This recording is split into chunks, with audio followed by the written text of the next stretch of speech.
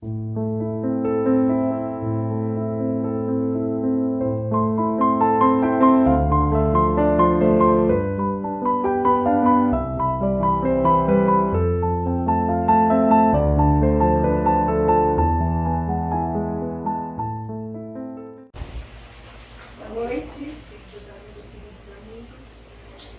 vou cantar uma música que ela vai preparar para a nossa palestra de hoje, que é Permanente Natal.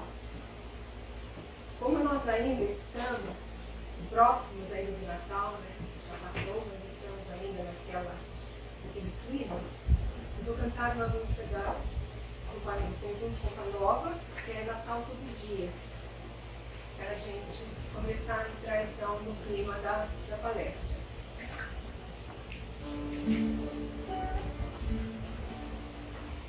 Um clima de sonho se espalha no ar, pessoas se olham, um brilho no olhar, a gente já sente chegando o Natal, é tempo de amor, todo mundo é igual.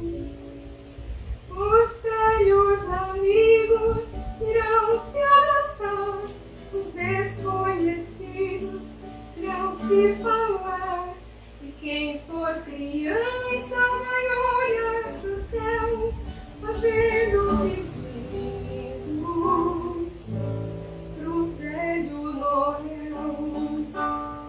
Se a gente é capaz de espalhar de alegria, se a gente é capaz de toda essa magia, eu tenho certeza que a gente podia fazer com que fosse Natal todo dia.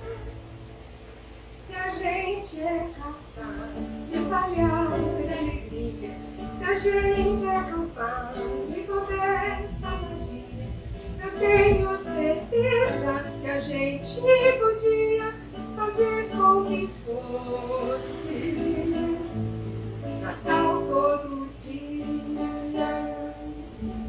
Um jeito mais manso de ser e falar, mais calma, mais tempo pra gente se dar. Me diz porque só no Natal é assim, que doce e nunca tivesse mais fim. No Natal comece no seu coração, e seja para todos sem distinção, um gesto, um sorriso, um abraço, que for o melhor presente. É sempre o amor. Se a gente é capaz de espalhar a alegria, se a gente é capaz de toda essa magia, eu tenho certeza que a gente podia fazer com que fosse Natal todo dia. Se a gente é capaz de espalhar a alegria, se a gente é capaz de toda essa magia, eu tenho certeza que a gente podia fazer com que fosse Natal todo dia. Natal todo dia. Por quê? Por que Natal, permanente Natal? Então, vamos, ao longo da palestra, conversar um pouco sobre isso. Eu gosto muito dessa imagem que a gente vê de Jesus. Essa imagem já é muito inspiradora para nós. Porque nós vemos Jesus abençoando o mundo. E nós sabemos, através de Emmanuel, no livro A Caminho da Luz, que Jesus é o governador da Terra. E depois, ao longo da palestra, nós vamos entender tudo que Jesus fez e ainda faz para o nosso planeta. E aqui, uma linda imagem do nascimento de Jesus. Então, Jesus como governador da terra, que vem até nós passar a sua doutrina de amor.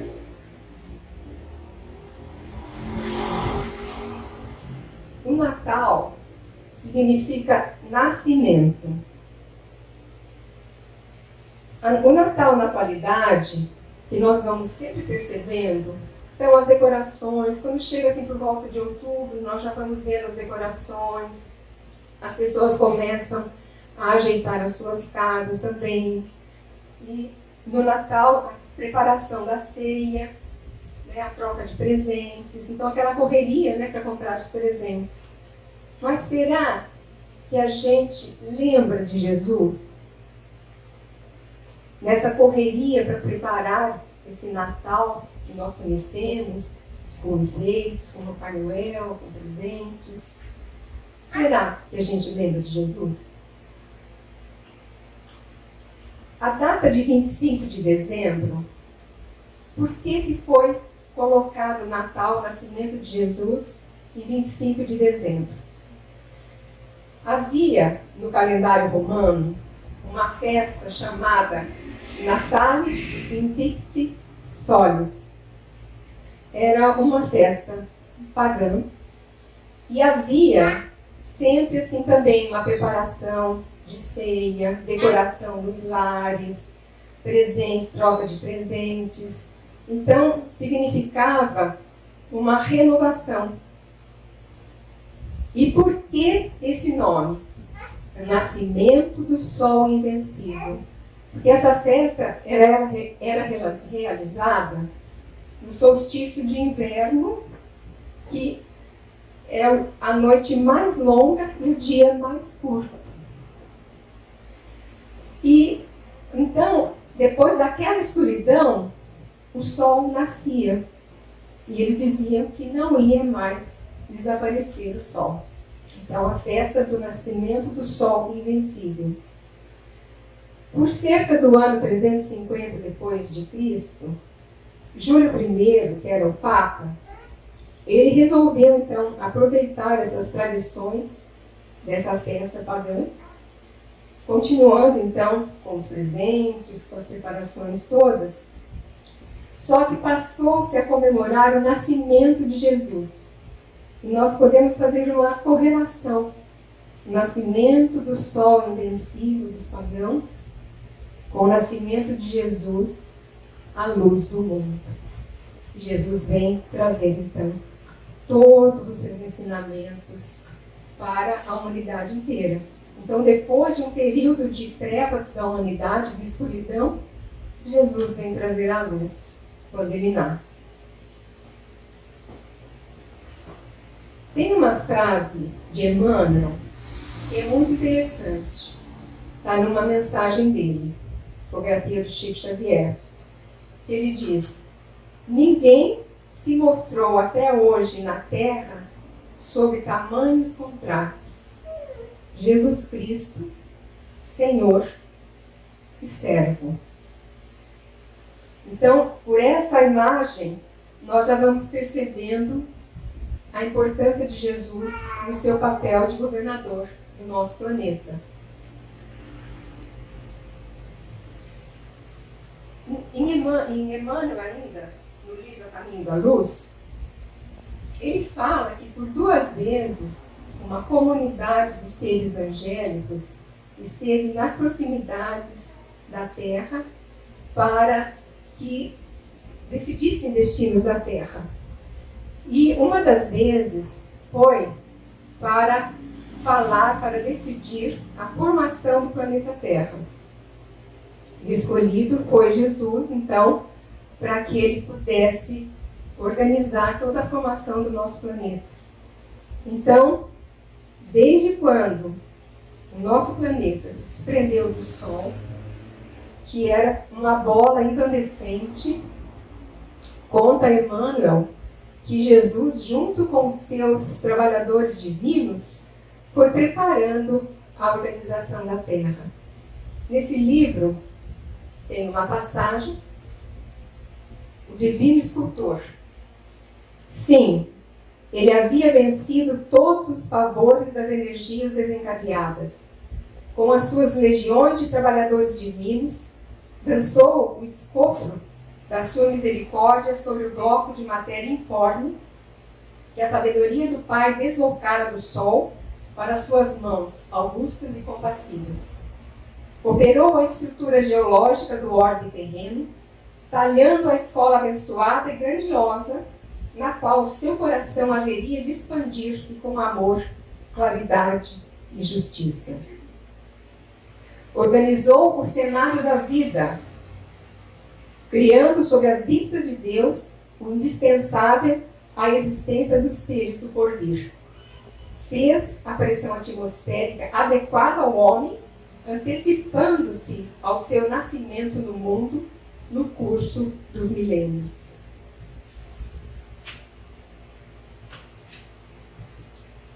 Ainda continuando na preparação do nosso orbe, Emmanuel diz: e quando serenaram os elementos do mundo nascente, quando a luz do sol beijava em silêncio a beleza melancólica dos continentes e dos mares primitivos, Jesus reuniu nas alturas os intérpretes divinos do seu pensamento. Viu-se então descer sobre a terra, das amplidões dos espaços ilimitados, uma nuvem de forças cósmicas que envolveu o imenso laboratório planetário em repouso. Daí a algum tempo, na crosta solidificada do planeta, como no fundo dos oceanos, podia-se observar a existência de um elemento viscoso que cobria toda a Terra. Estavam dados os primeiros passos no caminho da vida organizada. Com essa massa gelatinosa, nascia no orbe protoplasma, e com ele lançara Jesus à superfície do mundo o germe sagrado dos primeiros homens. Então, Jesus, dentro da sua habilidade, para a gente entender o tamanho, a grandeza do Espírito, Jesus, nós precisamos entender que Jesus teve todo o seu progresso antes da formação da Terra, há mais de 4 bilhões de anos. Ele já era um ser puro naquela época. E para se chegar à perfeição que Jesus chegou, ele tem que dominar, o Espírito tem que dominar todas as ciências, as artes, tem que ter um completo conhecimento de tudo, inclusive a sua transformação moral. Então, são as duas asas, a sabedoria e o amor, para chegar nesse patamar de espírito puro. E também Emmanuel vai dizer mais um aspecto de Jesus como Senhor do nosso planeta e dos nossos destinos. Que Jesus vai fazer uma outra reunião com aqueles espíritos remitentes do mal, lá do planeta, do sistema de Capela. E Jesus preside essa reunião e acolhe amorosamente aqueles espíritos que não podiam mais permanecer no seu planeta, do sistema de Capela, e vieram então exilados para cá. E numa dessa, Jesus fala para eles que ele virá pessoalmente para ajudá-los na sua ascensão. Então aí nós vamos percebendo que além dos destinos da nossa humanidade, Jesus também consegue ajudar humanidades de outros sistemas. Jesus, então, ele vem à Terra. E Emmanuel conta também que houve ainda, no plano espiritual, uma outra reunião nas proximidades do nosso planeta para que se decidisse a vinda de Jesus. E nós vemos as profecias sobre a vinda do Messias que se reportam a cerca de 1000 anos antes do nascimento dele. Então, entre os profetas estão Isaías, Miqueias, Zacarias, Jeremias. Então, nós vamos percebendo que Jesus vai enviando os seus embaixadores para preparar a sua vinda à Terra. Isaías disse que a Virgem conceberá e dará à luz um filho, e ele se chamará Emanuel. Emanuel significa Deus está conosco. Deus conosco. Disse também, porque um menino nos nasceu para nós, um filho nos foi dado, e o governo estará sobre seus ombros. E ele será chamado Maravilhoso, Conselheiro, Deus Forte, Pai da Eternidade, Príncipe da Paz. E Isaías também previu a morte de Jesus.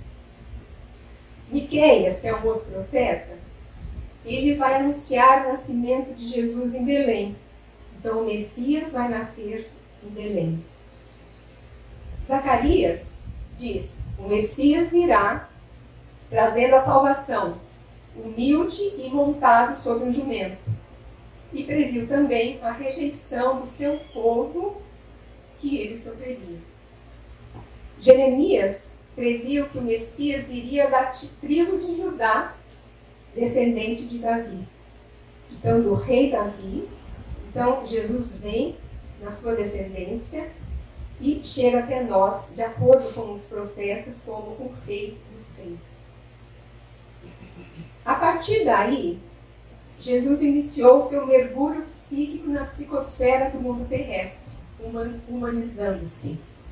Quem diz isso é Divaldo, num vídeo que eu pude ver, e Raul Teixeira também, que fala então que nesses 1000 anos Jesus se preparou, fez esse mergulho na psicosfera do mundo terrestre, humanizando-se. Ele precisava adequar as suas palavras, os seus ensinamentos, de tal forma a ser melhor compreendido pelas pessoas de sua época.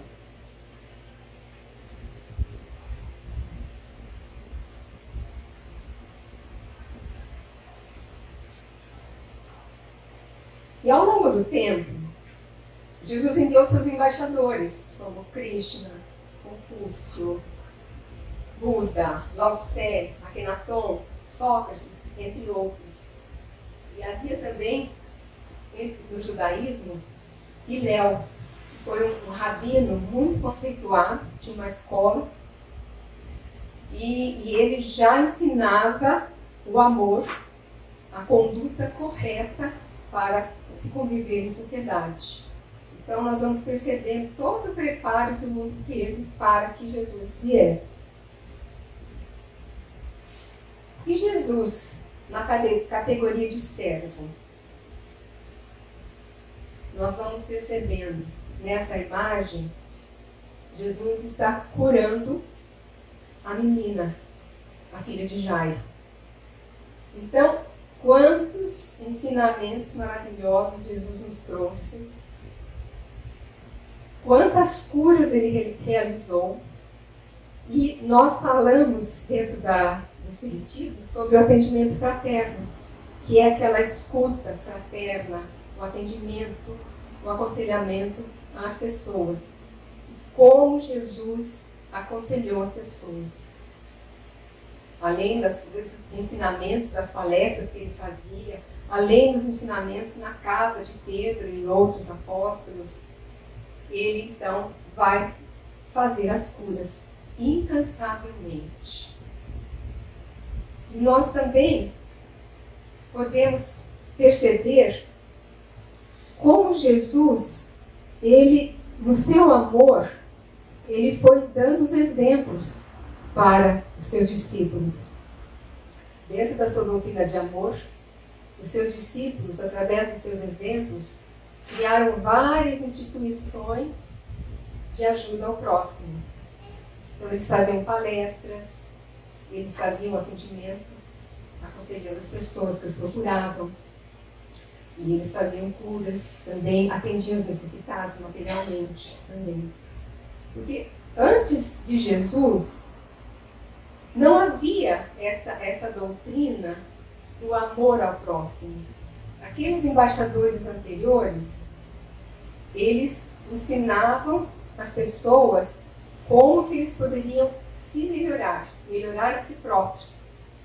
E Jesus traz, além disso, todo o seu trabalho de transformação que ele vai ensinando, né, para nós, ele então faz esse trabalho direcionado para o próximo. Amai ao próximo como a si mesmo. E uma coisa muito importante que Jesus fala também, diferente da época, que ele fala, amai os inimigos. Dai a outra face quando se sentir ofendido. Então, essas lições Jesus foi nos trazendo e os seus discípulos foram, então, conseguindo captar e praticar os ensinamentos de Jesus.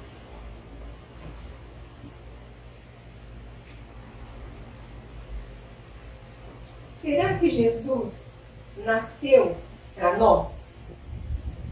Para nós pensarmos em termos de permanente Natal, nós precisamos sentir se Jesus nasceu para nós. Porque durante muito tempo, se nós observarmos os primeiros séculos, os discípulos mantiveram a essência do cristianismo e praticando então as ações que Jesus ensinou.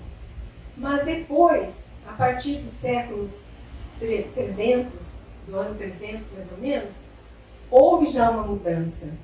Então passaram a cultuar a pessoa e esqueceram da sua essência. Isso não foi legal, porque houve muito tempo entre os primeiros discípulos e até surgir todos os paramentos, as liturgias, cultuando a pessoa. Então, houve esse esquecimento da sua essência, do mensageiro, da mensagem. Será que nós estamos atentos ao mensageiro ou à mensagem de Jesus? Isso que nós precisamos saber. Como diz a música, né? Um jeito mais calmo de falar, de sentir, ajudar, porque só o amor é o melhor presente. Isso aí foi esquecido. Nós podemos considerar ao longo da história quantas guerras, até em nome de Jesus, dessas pessoas que cultuavam a pessoa de Jesus, mas não aplicavam os seus ensinamentos. E até hoje, nós ainda percebemos. Então, para que a humanidade possa se desenvolver, se transformar dentro dos conceitos de Jesus, nós temos que trabalhar muito intimamente. É duro, é difícil, mas nós temos que diariamente estar olhando, lendo, estudando a mensagem de Jesus e buscando praticar no nosso dia a dia. E é muito importante a sintonia com a espiritualidade maior. Vocês já observaram quando nós estamos em alguma dificuldade, que nós pedimos ajuda? Como é bom, de repente vem para o nosso coração um alívio. Então, essa sintonia com a espiritualidade é muito importante para que a gente possa conseguir essa transformação. Então, pedir o auxílio. Quando nós estamos na escuridão e na dor, lembrar de Jesus, que aí vem aquela luz interior para nos ajudar.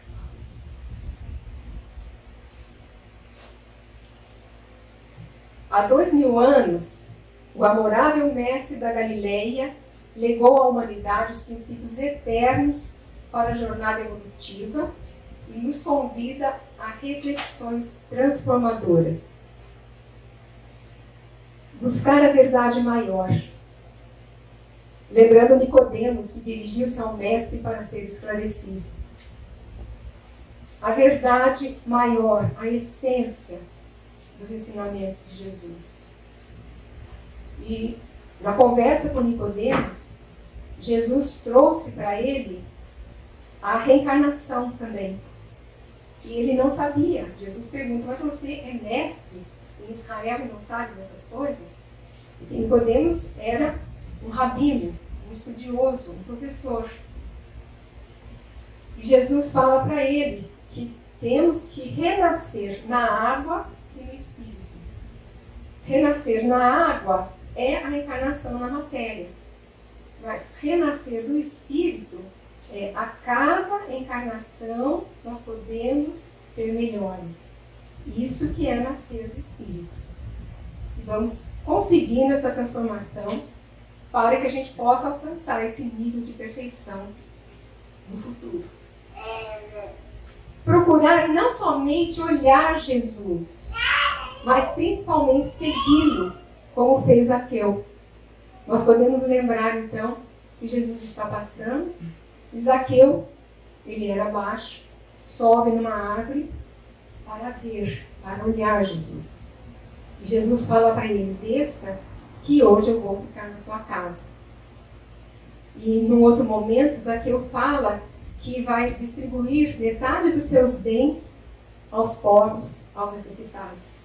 Então nós vamos vendo a transformação de Zaqueu, que era um publicano, e publicanos naquela época eram detestados pelos judeus, e cobravam altíssimos impostos para Roma. E Zaqueu, então, além de olhar Jesus, ele segue Jesus, praticando a caridade. Aprender a humildade e a resiliência com a mulher hemorroíça. A resiliência é aquela capacidade que nós temos de lidar com as nossas dificuldades, com os nossos problemas. Agora imaginem a mulher hemorroíça que ficou 12 anos com hemorragia, foi a vários médicos, tentou a cura e não conseguiu.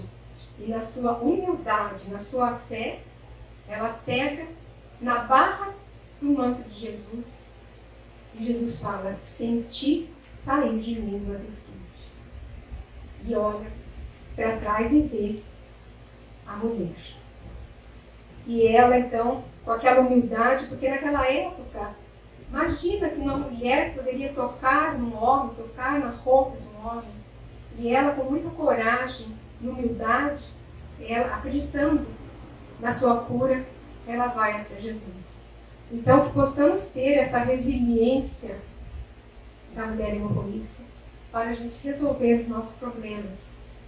E essa humildade de reconhecer que nós somos pequenos e temos os problemas e precisamos de Jesus e precisamos da espiritualidade maior para nos socorrer. Dirimir preconceitos, lembrando o encontro de Jesus com a mulher samaritana, acolhendo e respeitando as diferenças. Nesse episódio, Jesus está indo para Samaria. E a Samaria, ela era dissidente das outras tribos judias. Os judeus não aceitavam, não conviviam com os samaritanos, porque diziam que os samaritanos alteravam as leis mosaicas. E Jesus, na sua coragem, sabendo o que ele tinha que fazer, ele vai para Samaria, os seus discípulos vão comprar comida, e Jesus chega até o poço de Jacó, onde tem a mulher samaritana pegando água. Ele pede água. E depois ele fala que ele pode dar a ela a água viva, que é então todo esse trajeto que nós precisamos fazer para que nós possamos um dia chegar à perfeição. Então, ele mostra com isso que ele não tem preconceitos. Ele vai, conversa com a mulher, seus discípulos chegam e ficam surpresos de vê-lo conversando com uma mulher. Então, que nós possamos aprender, nesse episódio, a não termos preconceitos de raça, de religião, de cor. Que possamos, dentro do nosso coração, procurar aonde estão os nossos preconceitos e buscar dirimi-los, excluí-los de nós. Buscar o desapego que Jesus propôs ao moço rico. É uma passagem muito bonita essa, quando o moço chega até Jesus e pergunta para ele, mestre, o que eu tenho que fazer para alcançar a vida eterna. Jesus fala: por que me chamas bom? Bom é somente o Pai. E ele completa dizendo que ele precisa, que o moço precisa, então, respeitar e praticar todas as leis dos 10 mandamentos, os ensinamentos dos judeus. E o moço rico fala: mas eu já faço tudo isso. E Jesus fala para ele: larga tudo e segue-me. Mas o moço rico não estava pronto. Faltava para ele, além de fazer de respeitar e praticar as leis mosaicas, faltava para ele o espírito de abnegação, para estender mãos fraternas, auxiliar as outras pessoas. Então, que nós possamos, através do desapego, que nós conseguimos atingir a condição de abnegados, para trabalhar em prol da seara do Cristo. Trabalhar internamente o egoísmo para estendermos mãos caridosas aos necessitados, como fez o Divino Mestre. O egoísmo é muito difícil, é o mais difícil que nós precisamos estar combatendo em nós. Então, dentro de nós, verificarmos se nós já estamos sendo fraternos com as outras pessoas. Até que ponto nós estamos conseguindo levar auxílio, ajuda, levar uma palavra para as outras pessoas.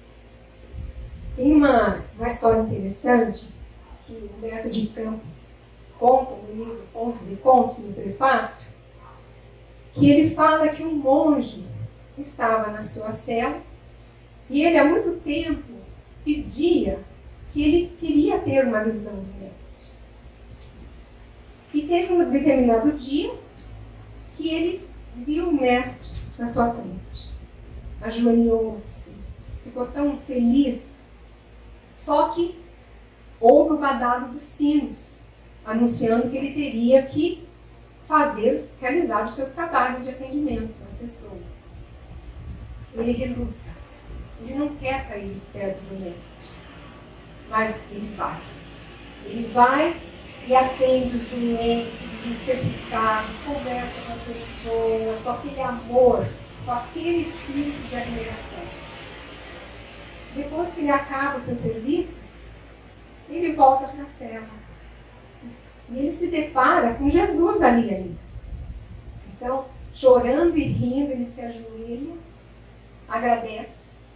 E Jesus fala assim para ele: se você tivesse permanecido aqui, eu teria fugido.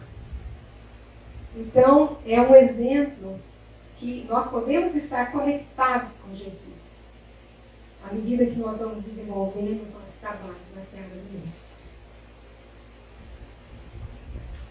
Analisar o exemplo de Pedro, de Maria Madalena e Paulo de Tarso, que muitos se empenharam na transformação moral e serviram a Jesus incansavelmente. Conforme nós vamos lendo o Evangelho, nós vamos percebendo a personalidade de Pedro.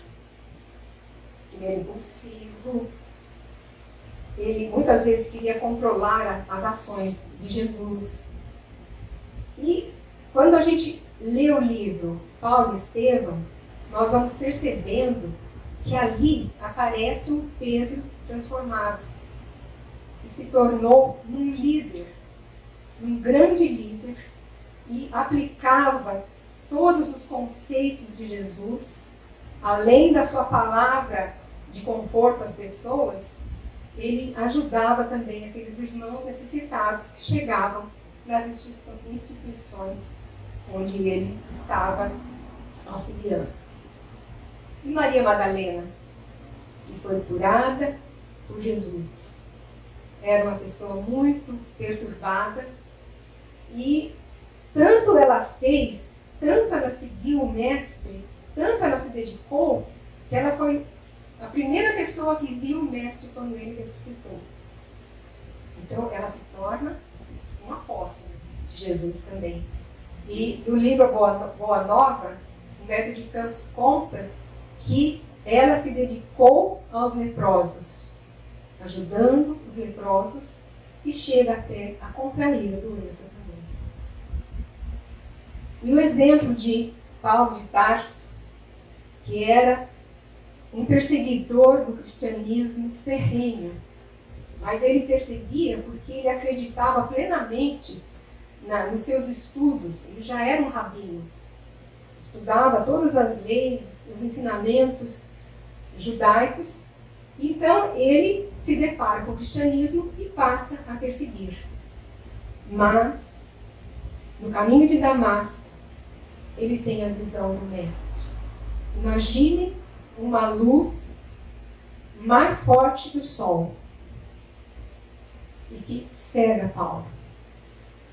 E Jesus fala para ele para se dirigir, entrar na cidade, que ele estava ao encalço de Ananias. Que Ananias era um pregador do Evangelho e ele ia para perseguir Ananias. E quem que vai curá-lo? Depois de 3 dias, Jesus fala para Ananias, vai e cura Saulo. Naquela época era Saulo.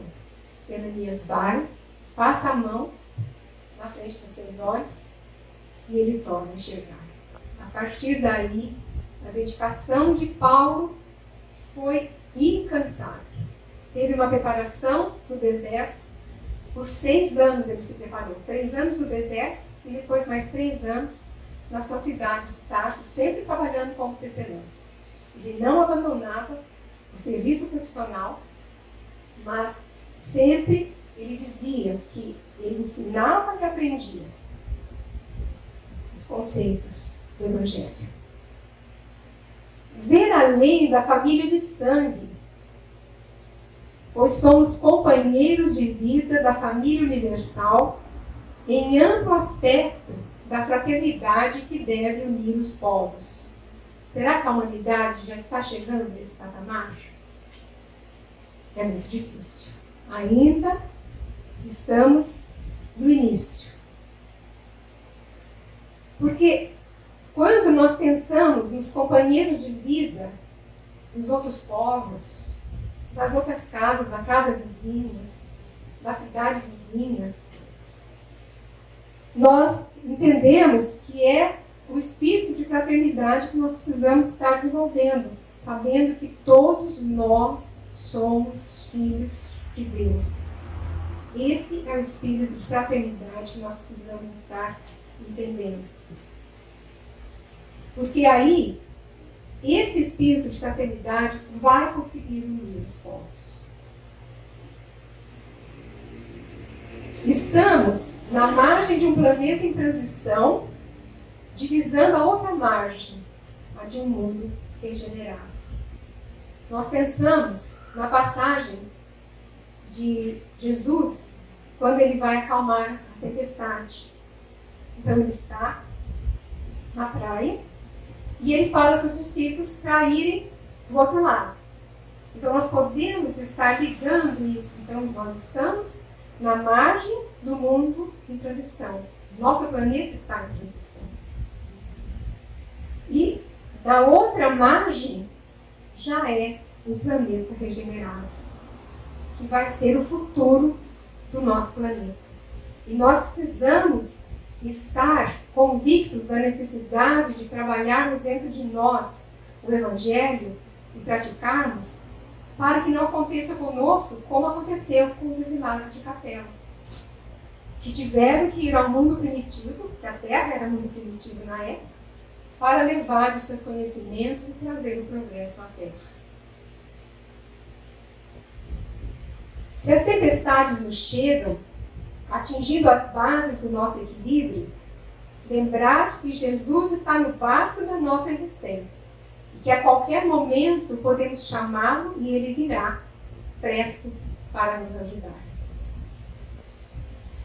Nesse mesmo episódio da tempestade acalmada, está em Marcos, no Evangelho de Marcos, Jesus está no barco da frente com seus discípulos e há vários barcos atrás seguindo.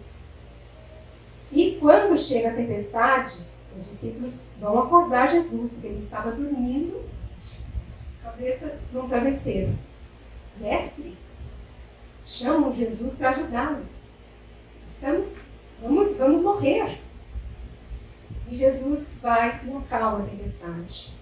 Quantas tempestades nós passamos na nossa vida. Quantos momentos difíceis. E é nessa hora que nós precisamos ver se Jesus está no nosso barco. Os outros barquinhos não estavam com Jesus. Quando nos sentimos, então, isolados, tristes, preocupados, quando chega aquela fase de muita dificuldade na nossa vida, lembrar que Jesus está no nosso barco e chamar, que Ele virá. Lembremos que o Mestre Divino, nosso irmão maior, nos disse: vinde a mim, todos vós que estáis aflitos e sobrecarregados, que eu vos aliviarei. Isso ainda é a característica de um mundo de expiação e provas. Estamos iniciando um processo de transição. E Jesus, então, faz esse convite. Não nos esqueçamos que Ele está no barco da nossa existência e que nos convida para ir até Ele, para chamá-lo, para que Ele possa nos ajudar. Confiemos na bondade do Pai, que a tudo assiste e na sua providência nos socorre. No livro A Gênese de Kardec, tem uma passagem muito bonita que fala da providência. Como se Deus pudesse estar em um determinado lugar, depois já vai para um outro lugar. Então, Ele a tudo assiste e Ele nos socorre. Então, mais uma vez, a necessidade da conexão. Jesus falou: eu e o Pai somos um.